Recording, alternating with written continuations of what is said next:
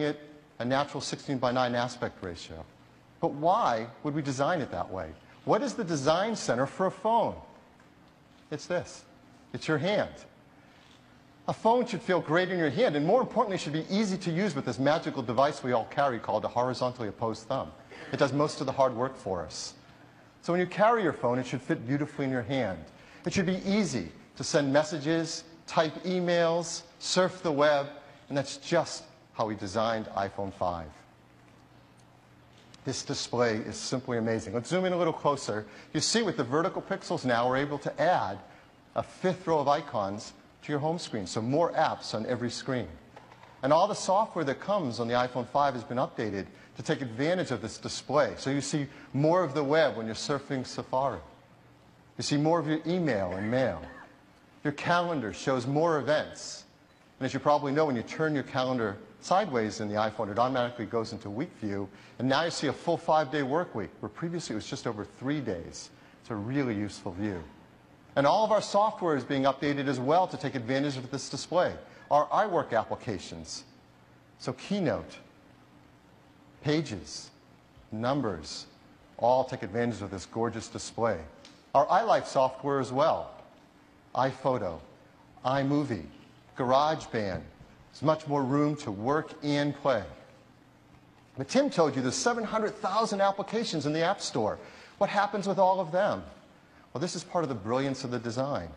Here's an application that has not been updated because the developer didn't know yet about iPhone 5. It's exactly how it would run when you launch it. It runs at the same size as it does on every previous iPhone. We don't have to stretch it or scale it.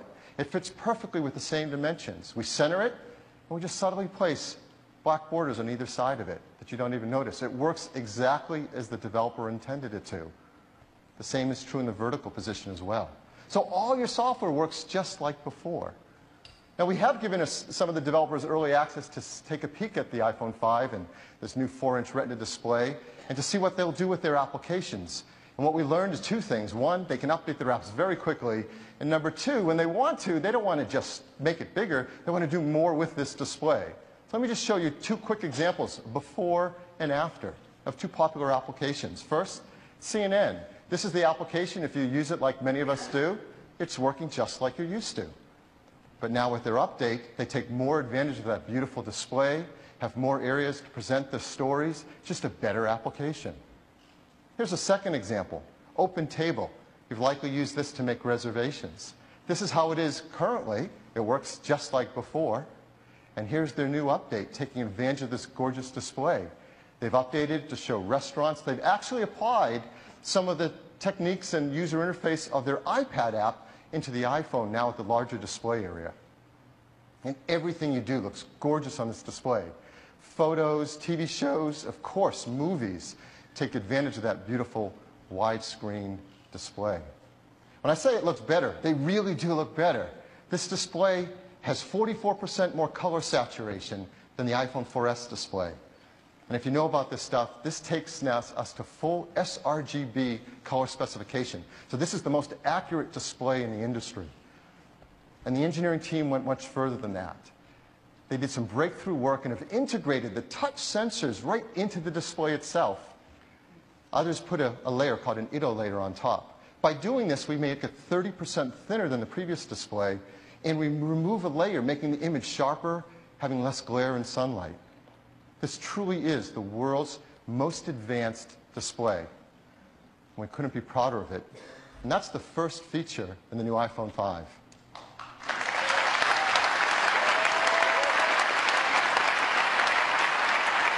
Next, ultra-fast wireless technology. Again, you can imagine the challenge the engineering team faced. Make the iPhone thinner, lighter, smaller, build in all the wireless technology you had with iPhone 4S, and take it further. And that's what they've done. We've built in GPRS, Edge, EVDO, HSPA, making it a great 3G world phone, just like the iPhone 4S.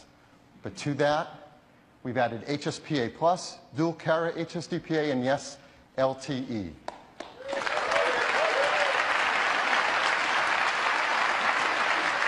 So LTE gives you a theoretical maximum downlink of up to 100 megabits per second, and it just screams. So how do they do this? This took a lot of incredibly advanced engineering. There's now a single chip, baseband chip for voice and data, and a single radio chip as well. This saves a great deal of space.